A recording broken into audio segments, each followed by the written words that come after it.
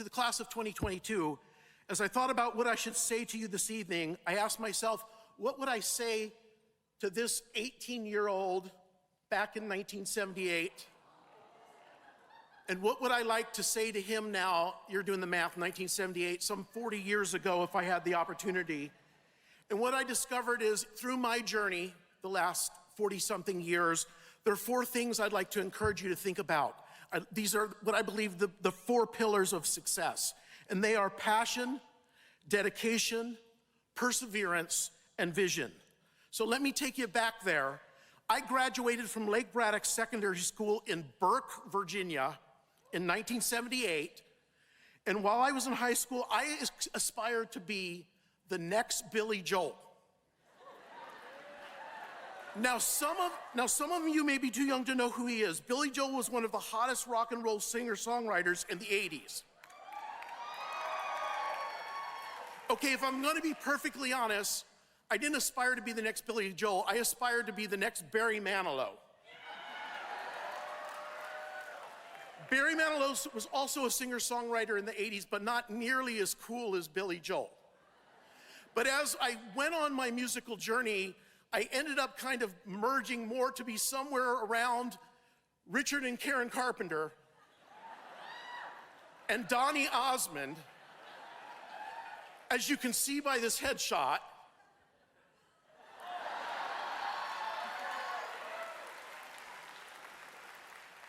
I think the chest hair emerging from the shirt's a nice touch. It's kind of an homage to Tom Selleck, but we'll move on beyond that.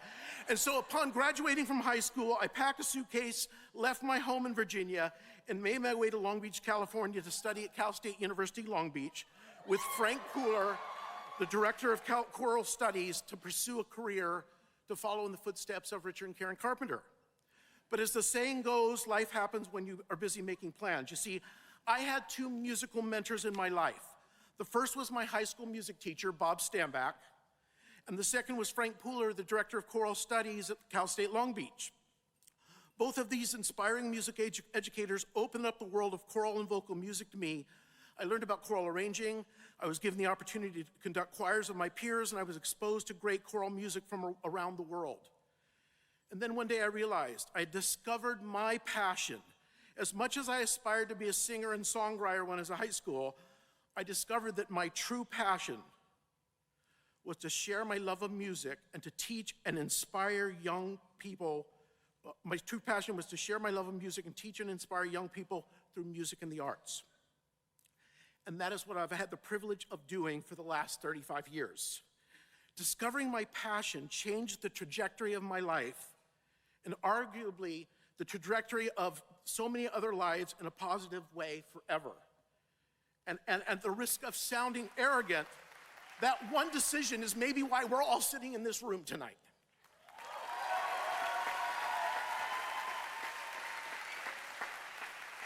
Stephen Covey, the author of The Seven Habits of Highly Effective People, wrote a sequel in a book called The Eighth Habit.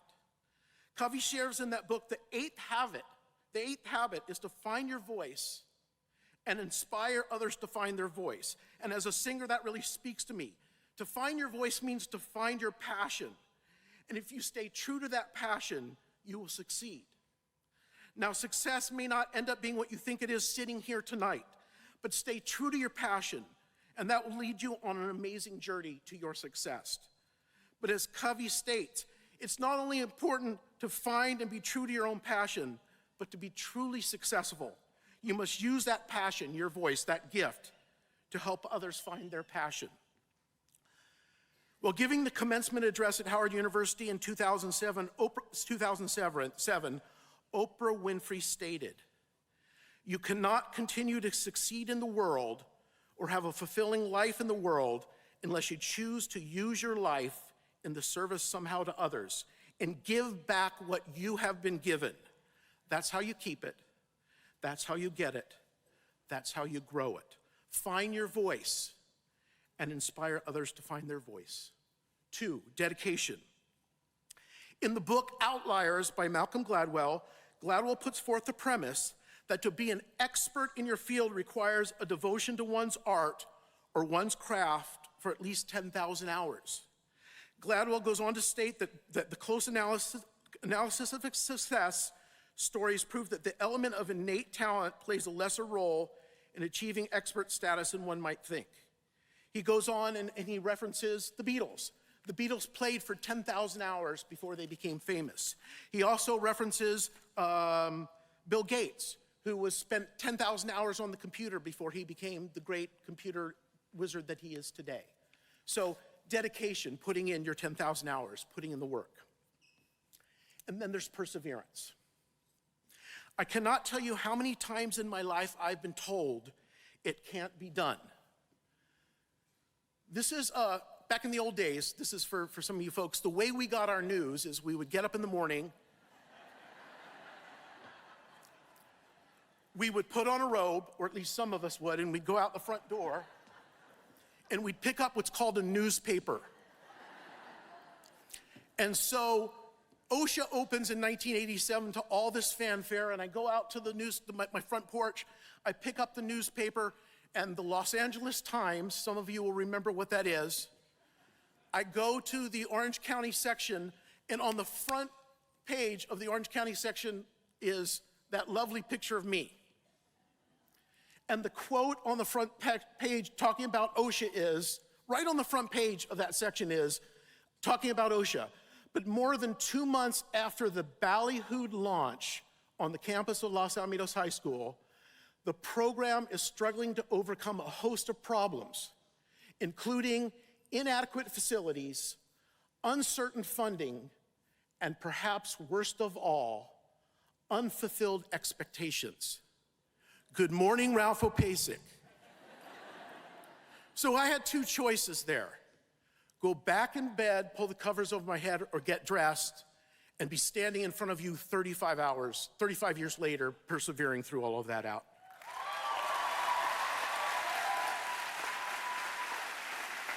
And Mr. Wagner's here with me here tonight. I can't tell you how many times we looked at each other and said, let's give it till March, and if by March we can't pull this thing off, we'll just announce that we're closing the door. How much money do you have on your credit card? We need to buy some more. Oh, I forgot, you hadn't told Kathy that, had you? So we'll talk about that later. But in 1987, when I proposed the idea of creating the Orange County School of the Arts, many of my colleagues dismissed the idea as foolish and unsustainable. At that time, the economy was in free fall. Schools were cutting arts programs, not creating them. Surprisingly, that worked to our advantage. And again, here we are 35 years later. Maya Angelou is quoted as saying, "You may encounter many defeats, but you must not be defeated. In fact, it may be necessary to encounter the defeats so you can know who you are, what you can rise from, and how you can still come out of it." And Randy Powell stated in the last lecture, the brick walls are there for a reason. The brick walls are not there to keep us out. The brick walls are there to give us a chance to show how badly we want something. Because the brick walls are there to stop the people who don't want it badly enough. They're there to stop the other people.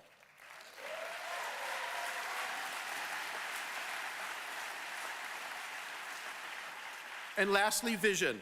There's a quote by a German philosopher, Arthur Schopenhauer, that really speaks to me because I believe it succinctly defines and separates those that are good and those that are great. And the quote is this: talent is hitting a target no one else can hit.